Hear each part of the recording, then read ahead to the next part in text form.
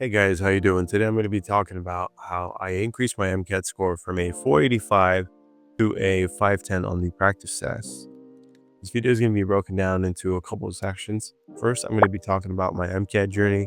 Second, the general tips and advice that I learned that actually worked for me. And the third section, I'm going to be talking about specific tips for each section on the MCAT, excluding cars, because we don't want to talk about that.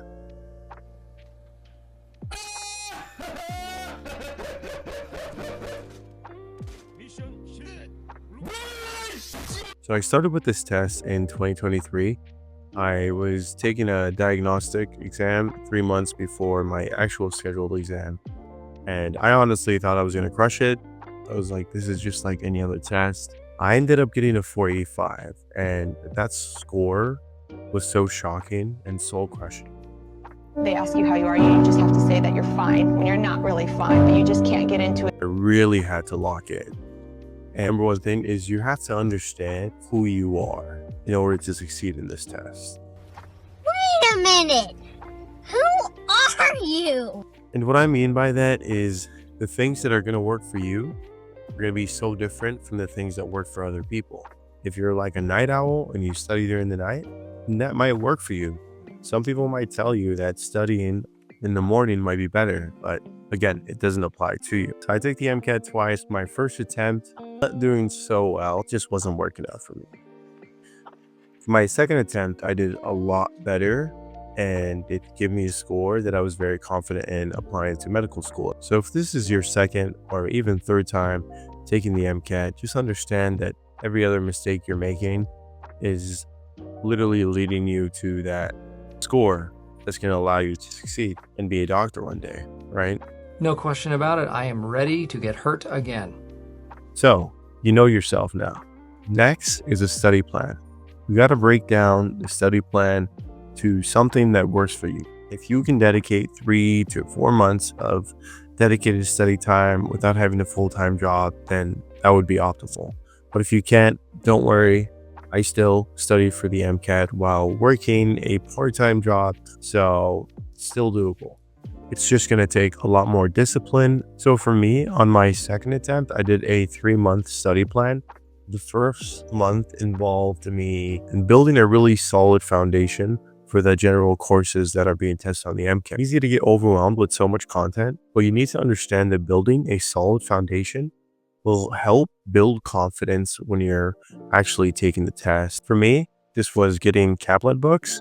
I also downloaded a flashcard app called Anki that helped me revise the material. There's also pre-made decks for it, like Jack Sparrow, the one that I used, and the Panko deck for the psych search section. For the content review, I also watched a lot of videos that involve topics that I didn't really understand that much in a textbook. So I would go on YouTube videos and just learn from the explanations that were really helpful. The second month, guys, practice questions. I use URoll. URoll was phenomenal. Practice questions really solidify the content and they teach you how to apply the content. I started doing 50 to 75 questions a day, and I had certain blocks. I would do 2 to 4 hours in the mornings doing the questions, and then 2 to 4 hours later that day. And the reason I did 2 gaps, it really wanted to understand why I got certain questions wrong and why I got them right. Sometimes it would be a fluke or a guess, and this was helping me understand how they wanted me to answer the question. And really, again, build that confidence and learn how to apply the content to the questions. For the third month, I focused completely on the AMC material. If you have a little bit more time, I'd want you to dedicate a little bit more time on this month, because this will help you understand the way that the AMC wants you to think. I used everything that the AMC had to offer, from the practice exams to the section banks, all the way to the question packs. This material is golden because it's exactly what you'll see on test day, a sneak peek of the actual exam. And most of the practice tests were actually old exams from the MCAT. Now they just gave it to you guys to learn and practice from. Now, for section-specific tips. For the ChemPhys section, it's a little tricky because you want to focus on calculations, especially when they're giving you numbers to multiply. You won't have a calculator on test day. So learning how to do this very quick under the time limit will help you a lot. There's a video on YouTube if you search up MCAT math tips. It's like a 47-minute video, but it literally teaches you everything you need to know, from learning how to do logs to scientific notation, and it's phenomenal. So if you're struggling with math and calculations, I recommend you watch that video. Another tip for this is to memorize the physics formula sheet.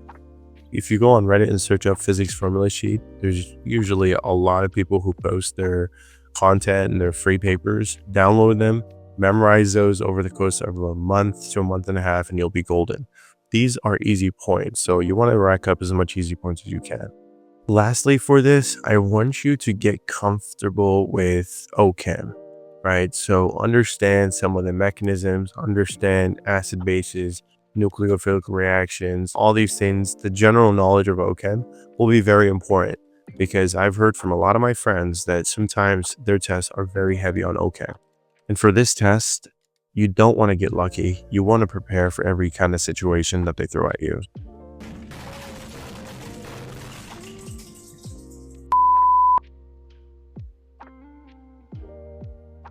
What worked for me was focusing on high yield content like metabolic pathways, cellular processes, and enzyme kinetics on this section. And just remember, the MCAT loves to test how you understand these concepts. Practice explaining the pathways in your own words, and if you have trouble learning them from a textbook, there are phenomenal videos out there that really explain the overall picture of these mechanisms and these pathways and how to apply them on certain tests. Now, for the psych-soc section, it is my favorite section because it really involved you just memorizing so many terms.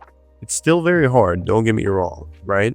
But just memorizing the terms and learning how to apply them can really help you boost your score on this test. For me, I used the Panko deck on Anki, and so did all the year-old questions, and sometimes Khan Academy has beautiful questions. Khan Academy has a little course too on psych-soc that explains every single term in video format, how to apply it, and the general high-yield information that you need to learn from these terms. So I would definitely recommend you guys watching those videos on Khan Academy. Let's get real for a second. The MCAT is a very hard exam, and it's not just a knowledge test. It is a test that requires a lot of mental capacity and mental toughness. Here's how I stay motivated. I exercised, I went on short walks, I would play soccer or do, fun activity, and I would come back feeling refreshed, feeling that I'm actually ready to lock in. There's no point in studying 6 to 8 hours full time without actually comprehending and learning the material, right? It's not about the quantity of how much you study, it's about the quality. Number 2, guys, positive mindset. This is so crucial, right? But you also need to be realistic and optimistic. You need to find that perfect balance. You can't be too optimistic and be unrealistic, and vice versa. You always need to remind yourself that it's a marathon and not a sprint. You want to focus on the small wins and celebrate them. You want to focus on those minute details that really help you get those small wins. Staying consistent with that can help you remain optimistic and really build that confidence for test day. Guys, third one, support system. Get yourself a buddy who's probably in this process. Reconnect with some friends every once in a while. Get a cat or a dog if you don't have one already. But this test is so hard, and having a support system can really help you stay grounded and is crucial in my opinion. And that's it. That's all I have for you today. Now, if you're in this journey, just understand that I was literally in your shoes a couple of months ago, and I understand it and I get it, and it might be so tough. But just understand that you'll get to the other side. Just have to be consistent. You have to be confident. You have to build that confidence, right? And just try your best and know that you're more than enough for this process. You don't want to get hit with an imposter syndrome and give up on your goal. Don't let this obstacle be the determining factor in you wanting to serve others as a physician. So just Keep going. And I really do wish you guys the best. Thank you.